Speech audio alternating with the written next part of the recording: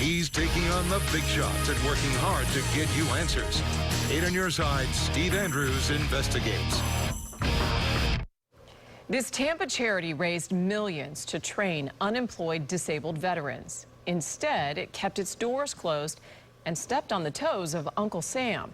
People with soft spots in their hearts for veterans contributed $5.5 million in car donations to a Tampa charity called Vet-Made Industries. Yeah, the public was told that 93% of those donations went to the cause of helping our heroes. We've learned that's just not true.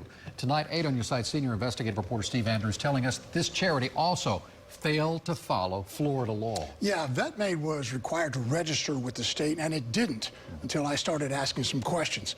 Tax records, like the organization's 990s, show how much Vet-Made Industries raised, how much it spent on stuff like new equipment that apparently isn't even there. They sit on park benches, sprawl out on shaded grass. Unemployed, disabled veterans are everywhere. There's so many problems the vets have today. That's why veteran Ken Cook volunteered at Tampa charity Vet-Made Industries. He chose the wrong one. It wasn't doing what it was advertising on its website. Vet-Made's website claims its mission is to hire unemployed disabled veterans, teach them a skill, woodworking, and prepare them for re-entry into the workforce. In June, the state told me Vet-Made Industries had not registered and was operating outside Florida law. The registration of the charity, I don't know. I'll have to look in the background.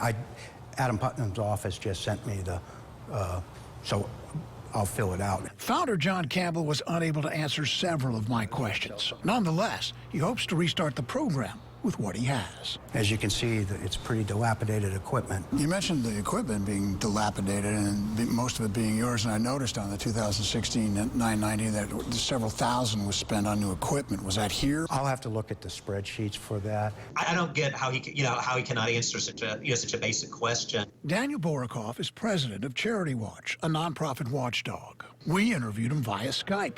He's troubled that Vet-Made's doors were closed while it collected $5.5 million in donations, and that most of it went to a professional fundraiser. Borokoff is also concerned Vet-Made uses insignias of the U.S. military on its car donations page. And we think this is pretty serious, so we wrote the Department of Defense warning of this, and we don't want donors to get confused and think that the branches of our armed services are endorsing this poorly performing charity. Now, the Department of Defense prohibits the use of military service insignias to bolster online presence or fundraising of any sort. And again, since we started asking questions, Vet-Made Industries is now registered with the state, according to the Department of Agriculture and Consumer Services. But still, we're talking about $5.5 million donated. Do you have a sense of how much actually went to the charity? $300,000 roughly. $5.2 million went to expenses, and their doors weren't even open. Now, according to Vet-Made Industries' webpage, once a veteran passes through its doors, he or she will have the tools to realize a prosperous and happy life. Well, first, it needs to open those doors. They hope to open sometime in November. But you really don't know, because this guy, John Campbell, doesn't seem to have a lot of answers to your questions.